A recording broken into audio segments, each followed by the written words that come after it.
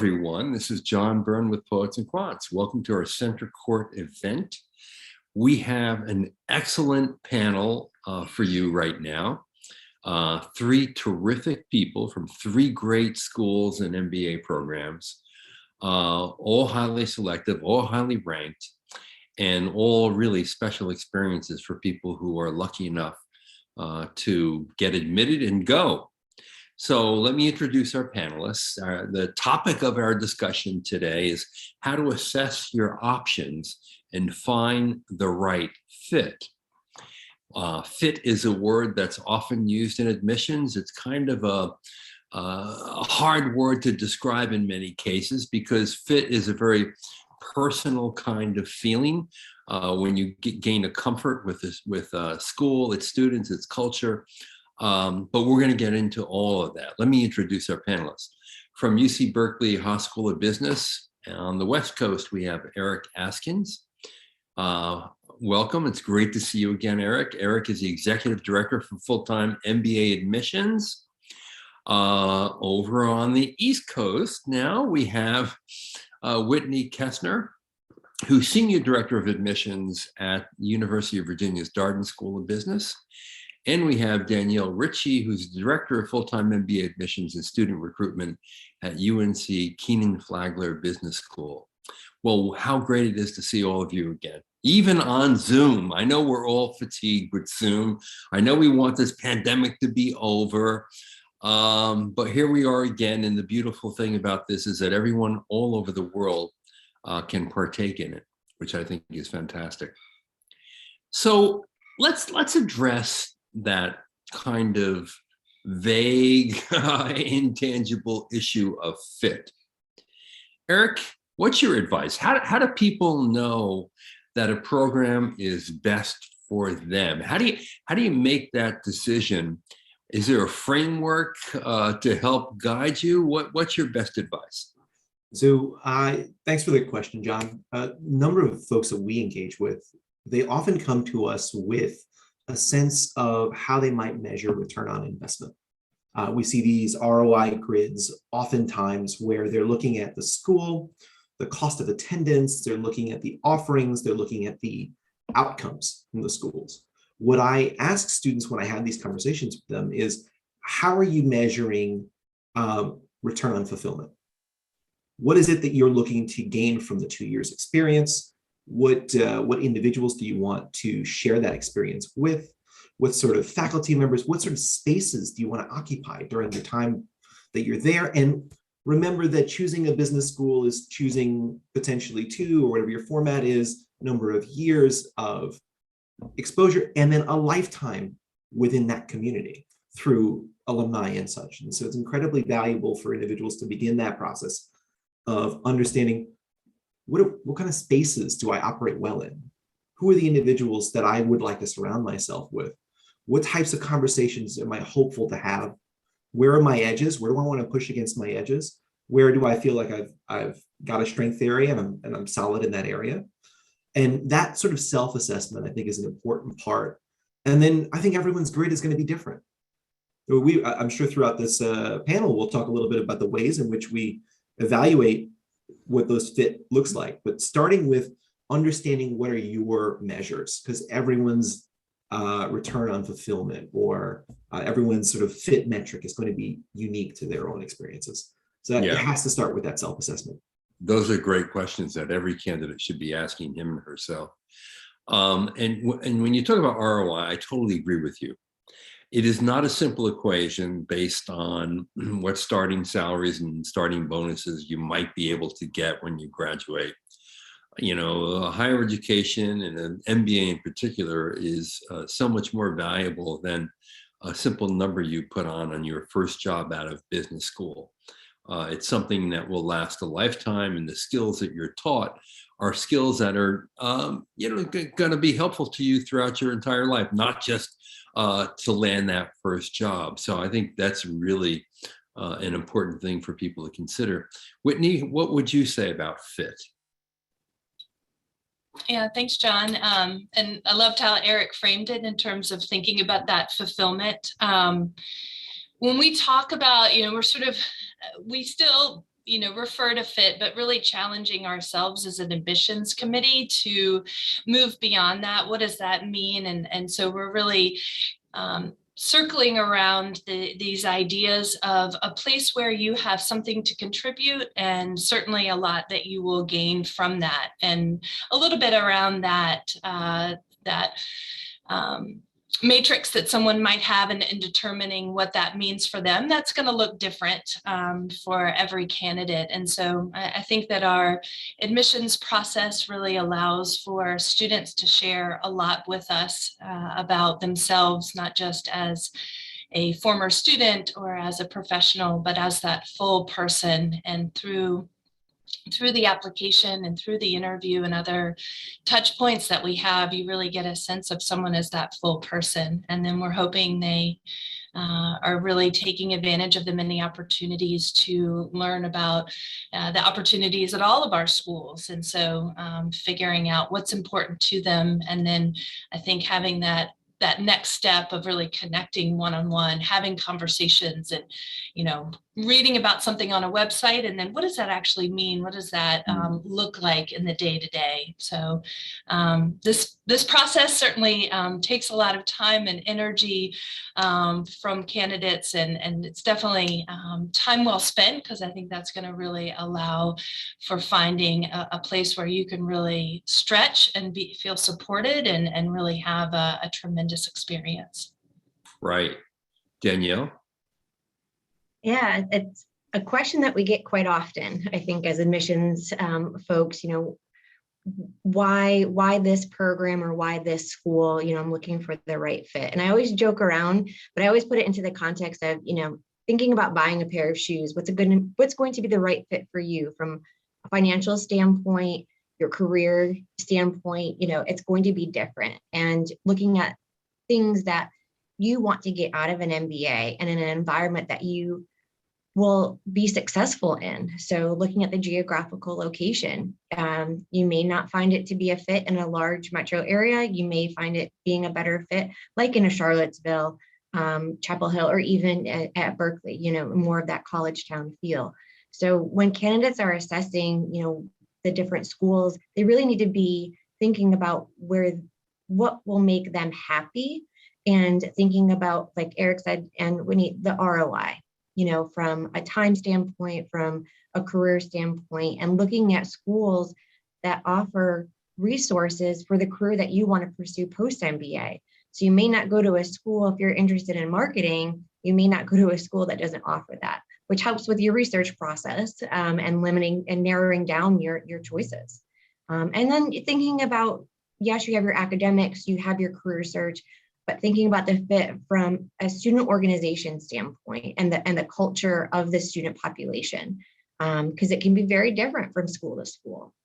So those are things that you'll pick up by visiting and or talking to students and alums as well. Yeah, all good advice.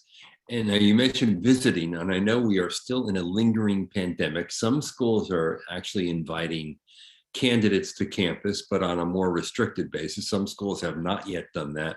Where are your 3 schools, Danielle? Yeah, we are actually having our first in-person event next weekend. Yeah, we're very excited, but we're being a little bit overcautious compared to how we normally have been in the past, but we're excited to welcome students back. We do have, following CDC guidelines, as well as the state of North Carolina and the university, but we are excited to get back in person and for students to really experience the space instead of just looking at pictures and videos that we offer online. And we will continue with in-person programming, but we also have seen an increase in interest in virtual programming. So we're going to continue to go full forward with that as well. Right. Whitney, are you welcoming any candidates to your campus yet? We hosted some on-grounds tours this fall, did a little pause with the rise of the Omicron variant, but are looking to bring those tours back, and then hopeful, all fingers and toes crossed, to host an in-person admitted student event in April, because Charlottesville in April is beautiful and we want everyone to experience that.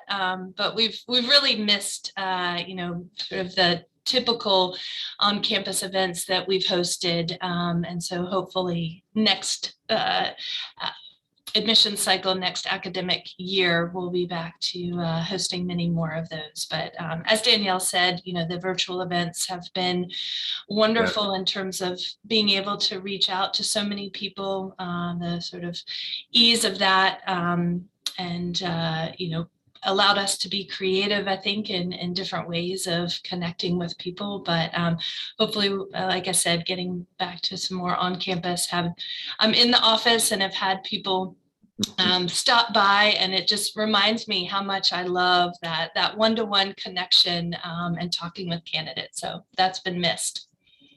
Eric, can people walk on your campus now or not? So people can walk on our campus. And in fact, I want to pick up the thread that was just dropped by Danielle and Whitney, though, as it relates to the virtual first. What we found is virtual offerings or remote offerings, however you want to describe them, were incredibly democratizing. The ability to reach folks that couldn't otherwise come to campus. Why should a trip to campus be reserved, or an understanding of a community be reserved for those who could afford to come, or who can make time from their professional journeys or their professional lives or personal lives to find their way out to California to feel and experience that space? So we were incredibly happy to develop robust virtual visitation programming, including mock classes and student experiences, all of which still exist on our website. But I'm incredibly happy, John, to your point, to supplement that now with some in-person offerings. Again, we are being a bit cautious. Our offerings are scheduled events as opposed to sort of drop in when you'd like opportunities as we had in the past. We hope to get back up to that level of having the ability for folks to simply drop through. In the meantime, campus tours across the entire gorgeous, hilly, but enjoyable to come to campus, those exist more broadly for the entire community. And then our events from the business school perspective are scheduled and specified times. And we'll see about how we might increase that. And I raise this issue because I think it's also a question of fit, or at least in the past, candidates would come to campus, attend the class, maybe have a coffee with a student or group of students. And that was a very helpful way to determine, hey, will I be comfortable here? Is this the place for me? And we kind of lost a lot of that through the pandemic. And if you have the luxury of being able to go and sort of touch, feel, and sense a campus, its students, its culture, the professors, boy, that's a really good way to know that this is the right place for me. Meantime, you're right, all the virtual programming that's been done, which has really been phenomenal, has opened access in a way that it never had before. Because if you're living in a foreign country, in India or China or Vietnam or any country, and you have to travel long distances just to visit a campus, that can be pretty prohibitive. So it's almost like we're getting the best of both worlds, which is a really wonderful place to be. Now tell me, what do you think are the core elements of your value proposition to an MBA? Eric? Sure. It's a great question to ask, because I think framing it as those core value propositions is a nice touchstone. We're all going to have potentially slightly differentiated value propositions. When it comes to Berkeley Haas, let's start with that first piece, Berkeley. We are part of an institution, University of California, Berkeley, that is well regarded in a number of broad disciplines. I think that's incredibly valuable when you plug into a small community that's part of a larger ecosystem. And we talk about that in a lot of different frames. When we talk about it as a small business school with an amazing entrepreneurial ecosystem, not only from the business school itself, but because we had access to the engineering school, public policy school, the broader university and its opportunities to build startups, to create, to innovate. And then we're, of course, based in a location where so much of that exists. You take the Bay Area, and if you were to stand it alone as its own economy, it would be the 5th largest in the world.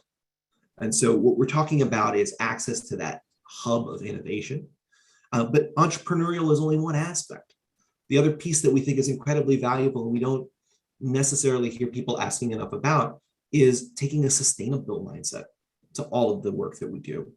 And so what we've seen is our access to these same communities and these opportunities to make a difference in finance verticals, in consulting verticals, taking that innovative mindset, taking that sustainability mindset, taking an inclusive leadership mindset, and applying those in those spaces. So if you ask what are the differentiators or where do we lean up against, I'd say start by looking at what's reachable from that ecosystem, whether it be Haas School, the larger UC Berkeley campus, or the surrounding innovation hub. Right. Whitney, what's your value proposition for an MBA? Sure. Thanks, John. And I loved how Eric framed it, sort of the business school, but within the larger university. And, certainly the Darden School here at the University of Virginia in Charlottesville, UVA, a large public institution with tremendous resources, opportunities, values, and being here in Charlottesville, I think a really interesting aspect of the Darden experience is that we are in a smaller city. This is a very intentional decision by members of our community, students moving from all over the world to spend 2 years here, really have an immersive experience in their academic, but also outside of the classroom, forging tremendous relationships with their classmates, with faculty and staff, really builds this tremendous network that we have worldwide. And so the opportunity, again, to be in this place, to have an incredible educational experience, build these friendships, build this network. At Darden, we are very mission driven, our mission being to improve the world by inspiring responsible leaders through a transformational experience. We all are really drawn to that in terms of this transformational experience that our students have. A lot of that, I think, is through the, through the learning, through the high engagement case method experience, getting to learn from classmates as much as from faculty, to develop this incredible ability to problem solve, critically think with this global mindset. Tremendous opportunities for global experiences, which are picking back up, fortunately, but also being a member of a global community, again, with students, staff, and faculty from all over the world. Yeah, I hear you're about to go off, not you yourself, but the Not school. me myself, unfortunately. The school is about to engage in a number of immersions abroad. I know your dean and one of the professors, Luca, is leading a team into Italy. Oh, he reminds us. Dean Beardsley is reminding us he's very excited to get back to Italy. Yes, which is where I spent the holidays, incident. Okay. Danielle, your core value proposition that you offer MBA students. Yeah, first, I just want to say I would like to go, Whitney, with to Italy as well. I'd like to go back, maybe see my family. So if there is an extra ticket or seat, I will be there, happy to contribute as well. So, well, thanks, John. And just like Whitney and Eric have talked about with their institutions, it sounds like we're all future forward and thinking about how we can continue to deliver a strong curriculum that's going to transform personally and professionally the lives of students. UNC Chapel Hill is the first public university in the US. Now, you might have a few other schools who think that they are as well, but that's something that we pride ourselves on, because one of our core values at Kenan-Flagler is impact. We want to create change. We want to be the stewards that can, impact and affect many lives in a positive way, and to create new knowledge. And we're doing that through a variety of electives that are being introduced each year, because as we all know, things change. There might be new business trends. Analytics has come in and has made a huge impact. We're now seeing that healthcare, we need it more than ever, and that's constantly evolving. So we have the Center for Business of Health. And so we're thinking about how we can be impactful as well as thoughtful about the programming that we're offering our students. When COVID first hit, we introduced an elective within a matter of weeks that related specifically to COVID, and our students enjoyed it, and it has continued. And so there's another class called Applied Improv, and it allows people to be comfortable with the uncomfortable, but allowing them to think on their toes and experience things that they might not have considered, because when else are you going to have that opportunity to take 2 years of your life in a full-time MBA program to really challenge yourself and think outside of the box? And so maybe, okay, I've never done improv, but I want to do it because it's going to make me a better leader. And so we're continuing to challenge our students with innovative ideas while creating an inclusive environment. We truly believe that people should be treated equitably and feel valued. And so we've introduced courses like inclusive leadership. We want to celebrate the diversity of thought. And I think that by introducing these courses and making them required as part of our curriculum is going to allow people to come out more understanding and empathetic, which I think is absolutely needed as a leader. So at Kenan-Flagler, we opened up in 1919, we celebrated our 100 years, and we're looking forward to the next 100 years and how we can help shape future business leaders. Danielle, I loved how you dropped in a couple of courses here that are new and different, and actually sound like, man, I'd love to be in those courses. And it makes me think, Eric, I got to ask you, what are some of the cool courses that Berkeley is offering these days? So that's a great question to ask. And thanks so much, Danielle, for prompting this part of the conversation. Yeah. So we actually have also taken a strong look at our core and are continuing to adapt based on the worlds that we see around us. And so things that have been added most recently include business communications for diverse audiences. It's a skill set that we can clearly see is needed in the world today, and one in which anybody who's come through a business school in the last 25 years has not necessarily experienced that. The leaders of today did not get this education. And we understand that the leaders of tomorrow are going to need it. It's going to be foundational. To be an inclusive leader is to understand how to speak to others, how to engage with others, how to recognize how you were received by others. And we want to make sure that that was part of the curriculum. Other pieces that became very apparent were necessary included a core course in data visualization. We've talked a lot about data and decision making. I think we can see that a course like that exists in a lot of different programs. But then how do you bring that information to others? How do you take what you've learned? How do you understand how to engage a large data set and manipulate it and express it in some ways? But then how do you bring that back to the people? How do you bring that to leadership? How do you communicate that to others? And so adding courses like this to our core, as our core continues to evolve, allows our students to adapt to the changing environment.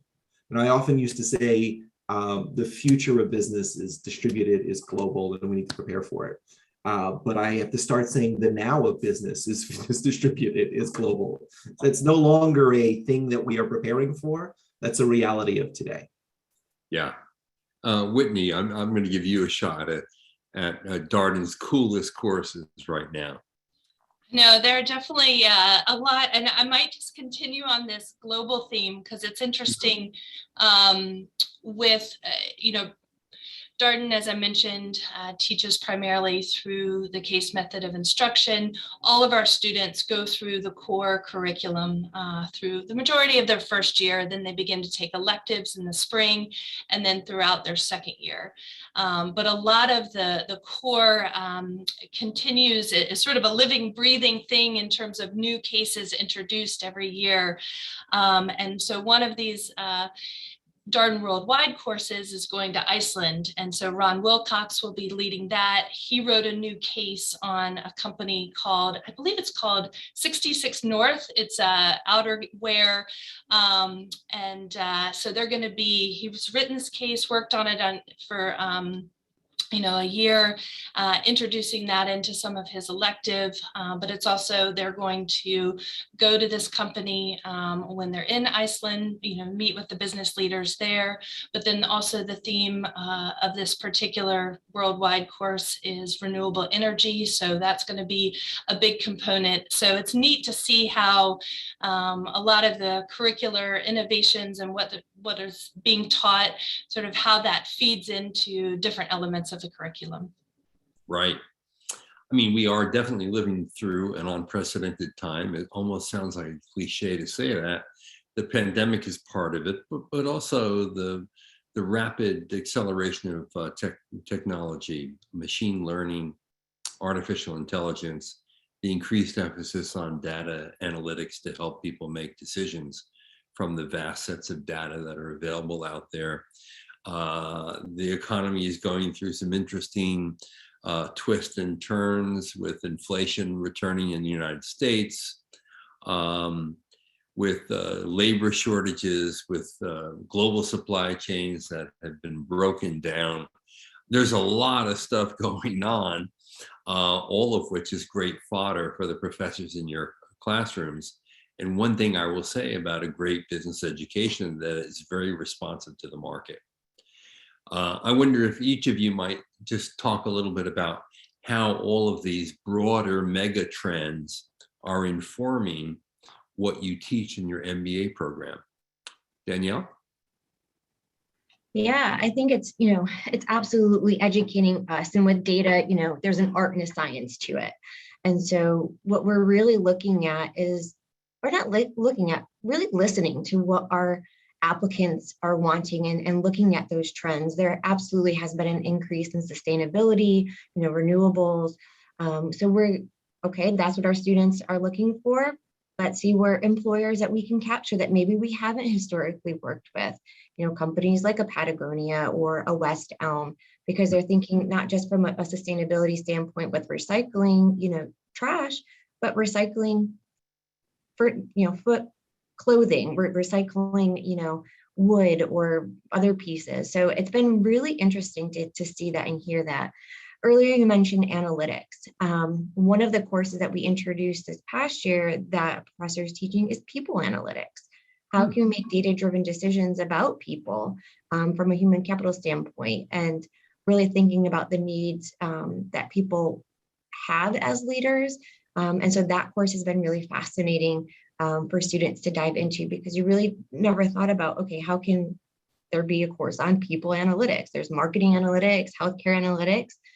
So as it continues to evolve, we really are listening and sharing that information with faculty members, the academic chairs, the program chair, so that they can continue to educate and knowledge share, because faculty members want to teach the next generation and be a part of a transformative experience. And if they're not up to speed, then we're not doing our due diligence and sharing that and preparing them for the conversations that they might have in the classroom as well. Right. Yeah, I'm glad you mentioned renewables. This is in sustainability, because this has become a very big and important focus for many MBA students who want to delve deeply into those topics over their concern of over climate change and things that matter, like business isn't only about making money. Right, Eric?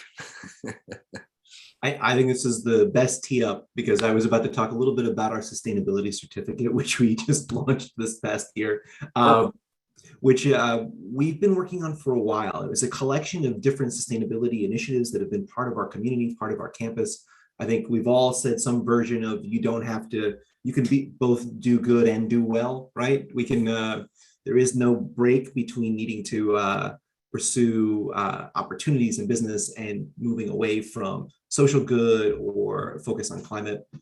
So that is definitely folded into what we're doing here. And it's a lot of different frames. So sustainability from an energy perspective, sustainability from a supply chain, agricultural perspective, sustainability through a real estate lens, through our Fisher Center, where they're working on courses to help understand these sort of mega projects and what is the impact to the community as it relates to energy usage, garbage, waste, and all the different sort of components that go into that. So many different facets there. On the same token, Danielle, you mentioned earlier sort of the focus on data and analytics, and we also have a business analytics certificate, which we launched just a few years ago, again, to give people the opportunity to specialize within a general degree and to focus in on what that future looks like. Now, again, those would exist today. If we start talking about what does tomorrow look like, a number of our students are working in health equity spaces. There's a partnership with Google to sort of train an AI that's doing medical diagnostic work through remote.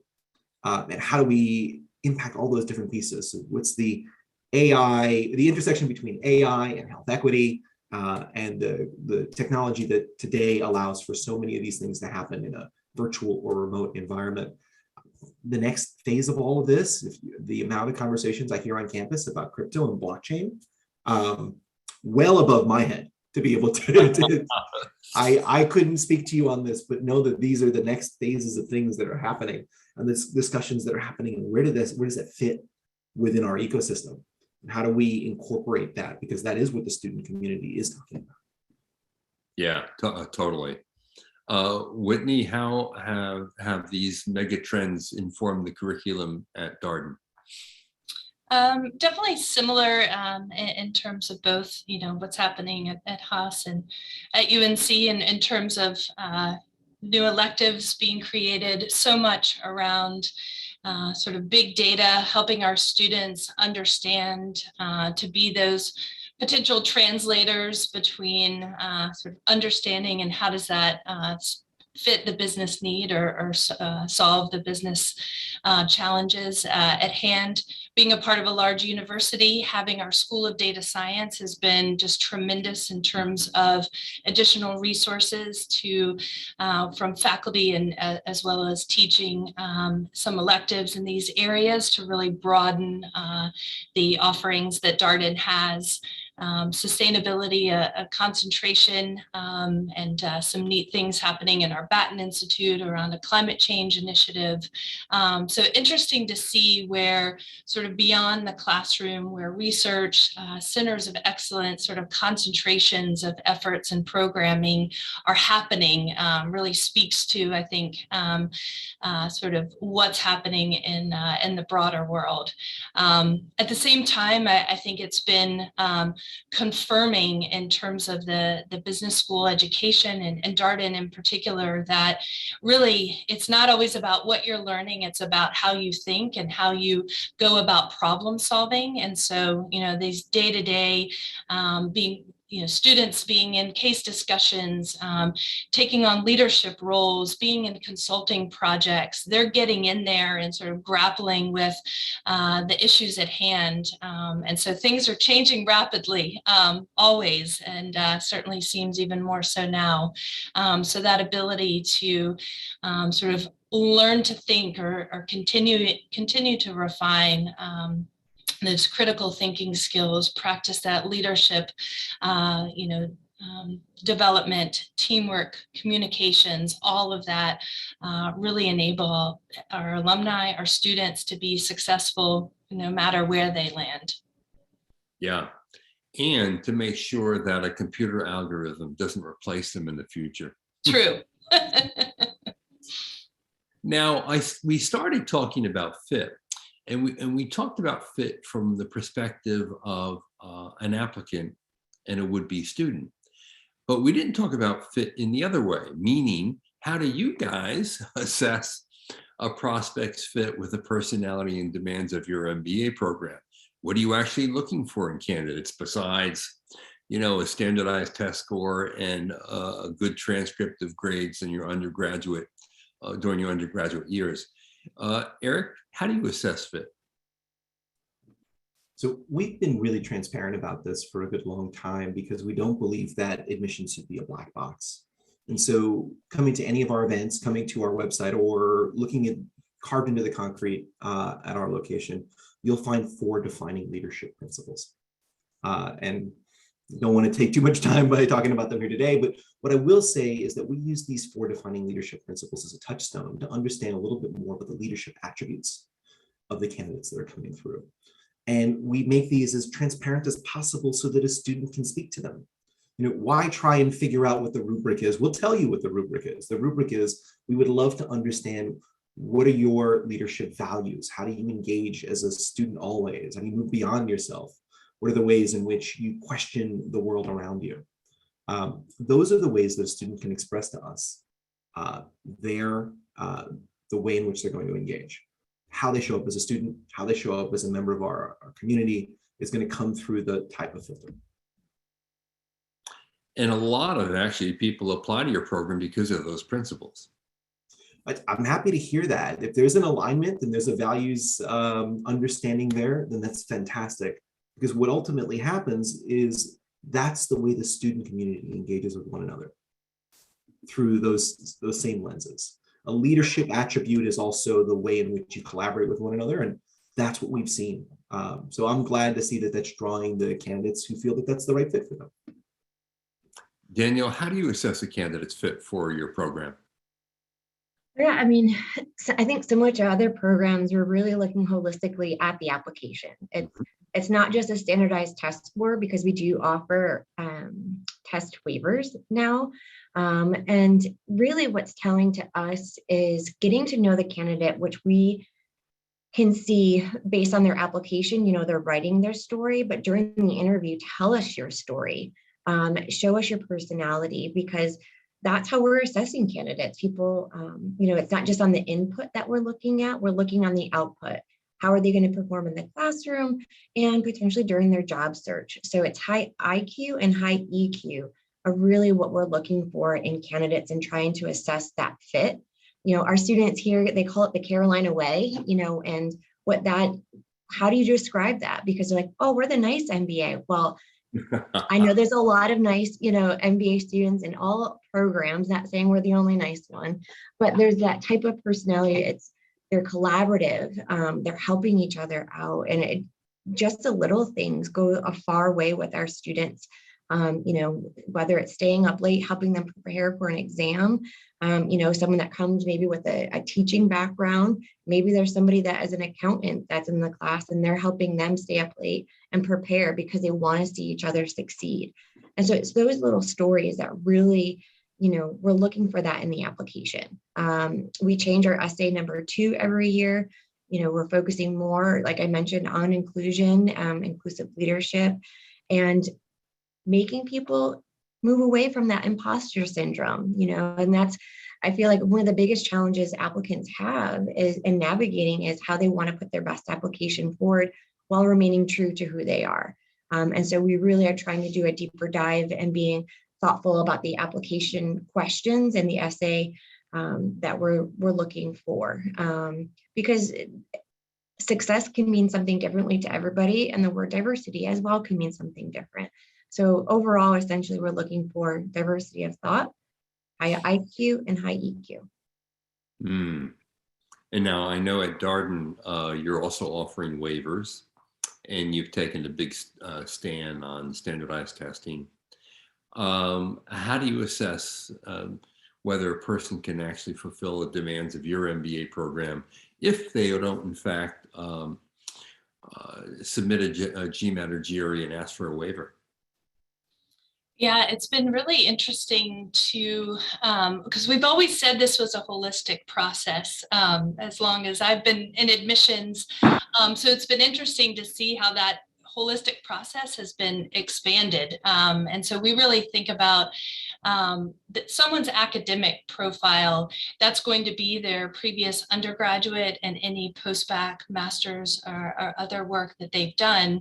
And then generally we've thought about the standardized test, but we know there are so many other ways that someone can show that they've already demonstrated their abilities, particularly their quantitative analytical skill set. And so expanding what we will review and through that waiver process has been really interesting. I think such a good learning for us, an appreciation, growing appreciation for what students have accomplished, whether that's through certifications, additional trainings that they've done. So just really expanding how someone can show their readiness through this test waiver process has been wonderful. But, you know, as you've said, and you know, my colleagues here, there's so much that we're also learning about someone, you know, just beyond that academic profile, their professional experience, but also they're coming to business school as that full person. And so we really do seek to learn more about someone's, their background, where they're coming from. We've got this past couple of years, we've incorporated an optional question. I think we may have learned it from our friends over at Berkeley, but sort of someone's upbringing, sort of personal life, you know, situation, and having them share that through the application has been really quite amazing and inspiring, because we know that people's journeys here have taken many twists and turns, and I think it's really enabled us to get a sense of someone's perseverance and grit, along with all the other things they share with us. Yeah, I'm glad you mentioned it, because aligning work and personal values has become a much more important deal for young people. Yeah. So I wonder what advice you have for applicants about how to choose the program that's right for them in order to help make that alignment possible. Whitney? Yeah, I mean, I think it's so much of what we've already touched on in terms of, you know, doing that research, connecting with the people within our communities. I think that's going to give it so much more depth and life in terms of understanding, you know, global leadership. What does that mean in sort of a day-to-day basis? What does teamwork and collaboration look like in the Darden environment or whatnot? So much of the Darden experience it is going to be that full immersive. And so there's, you know, really hard to distinguish, you know, between the classroom and what you're doing in co-curricular activities. They're all really important to your growth from a professional development standpoint, as well as, you know, personally. It's transformational across the board. And so, you know, I think it's, maybe it's more just reorienting to say, we appreciate that. We understand that you're coming as your full self, and you're not just thinking about this as a degree that's going to get you that next job, but really fully appreciating that, you know, what this is, what this means to a student, the opportunities that it will bring, you know, as a student, but also throughout the rest of their life, their career, joining a network, and the opportunities that sort of flow from that. Right. And, you know, we're running out of time, but before we do, I want to get in this other question that I always have. If I asked your alumni about the highlights of their MBA experience, what would they tell me? Eric, what do you say? So we actually just had an on-campus admitted student event where we had some alumni sharing these stories. So I will steal from them. And I will tell you that what they most leaned into is sharing the experience with others, is the opportunity to meet somebody who you've never met before from another corner of the globe, from a different professional journey in a different professional environment, share a meal with them, share a hike with them, take a trip with them, take advantage of an applied innovation course, which is where we take our students and we allow them to apply what they're learning to the real world, go alongside somebody to a trip. Maybe it's an international business development trip in Ghana. Maybe it is a student trek to Japan or Patagonia, which is a common treks they have here. Sharing those experiences with others. We had a student who was there who had just finished having a wedding, so he had seen everybody on the panel already because they were just at that wedding, and there they were again. So it's about building lifelong friendships through those experiences. I think that's the key takeaway from our alum. Great. Danielle, how about your alums? What would they tell me? Yeah, first they would probably say basketball, being at UNC and Michael Jordan. You know, the class right now, they're like, we're the Michael Jordan class, the MBA class of 23. But I think it's first and foremost people. It's the people that you surround yourself with. And that is really transformative experiences that they create with them. And I think second is the traditions, the traditions of Kenan-Flagler. That we have what you call legacies, or similar to Harry Potter houses, that teams will be a part of, and they'll have legacy competitions, but they're going through it together. They have karaoke night and they talk about that type of experience. So it's the traditions and experiences and the people that surround them that really people talk about. And it's very apparent when you hear them talk during an event, or they're reaching out. I want, who do you have that's interested in this field? Let me talk to them. They're always wanting to give back time and perspective because they've gone through that experience. And for them to be married to us for life and keep on that Carolina blue fever, it's something that they truly cherish and speak about. But yeah, and then also Franklin Street, the restaurants, and those experiences that they want to share off campus as well. What's your favorite restaurant on Franklin Street? Oh gosh, there's so many. I went to one the other night called Tandem, and it was delicious. And so there's a lot of Michelin star restaurants right here down the street that they'll go to. But yeah, Tandem was pretty good. That I have to say, I really enjoyed the other night. I got to check that out. I know Charlottesville has many, many fantastic restaurants, as does obviously the Bay Area. That goes without saying. But Whitney, what would your alums tell me were the highlights of their MBA experience?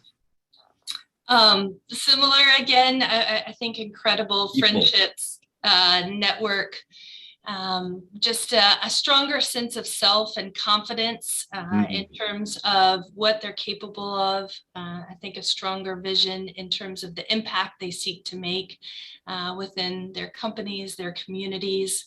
I do think it is interesting how I think even after graduating, they're still struck by the relationships that they built with their faculty.